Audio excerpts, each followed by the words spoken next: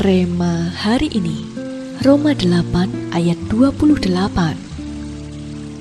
Kita tahu sekarang bahwa Allah turut bekerja dalam segala sesuatu untuk mendatangkan kebaikan bagi mereka yang mengasihi Dia, yaitu bagi mereka yang terpanggil sesuai dengan rencana Allah.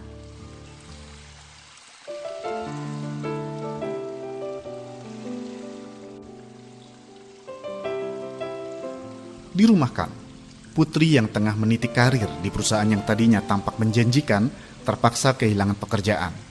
Pandemi telah merenggut masa depan yang diharapkannya.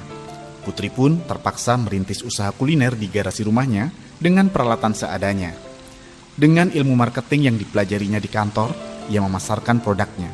Ia bukan hanya memberikan kupon hadiah bagi konsumennya, tetapi juga kartu yang memberisikan kata-kata motivasi. Tak berapa lama kemudian, usaha Putri mulai berkembang, sehingga ia mampu menyewa tempat dan membuka lapangan pekerjaan bagi ibu-ibu rumah tangga di sekitar rumahnya. Pernahkah Anda mengalami suatu keadaan yang membuat hidup Anda seperti ditarik mundur jauh dari harapan? Pernahkah Anda melihat atau merasakan bahwa orang-orang yang pernah Anda pikir tengah mengalami kemunduran itu, tiba-tiba malah melesat cepat ke depan dan meraih banyak hasil? Ya, bagaikan anak panah.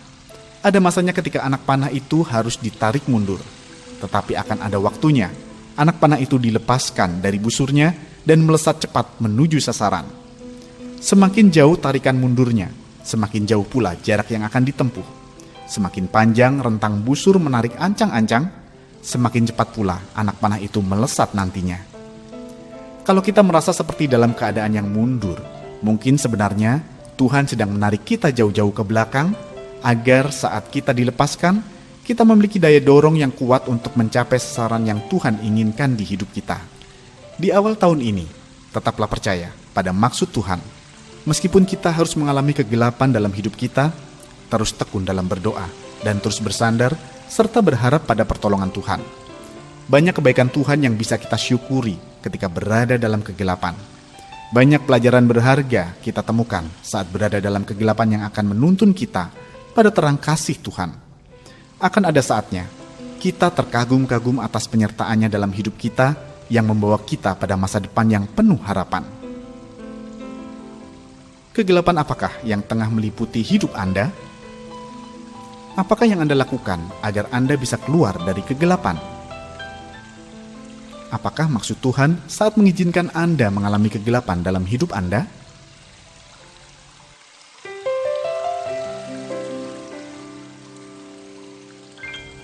Tuhan Yesus, terima kasih atas pelajaran berharga yang Engkau berikan di saat kami harus mengalami kegelapan dalam hidup kami.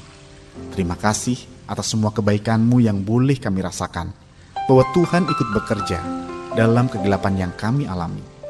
Ajarilah kami terus setia dan berharap hanya pada kebenaran firman-Mu saja. Di dalam nama Tuhan Yesus, kami berdoa. Amin.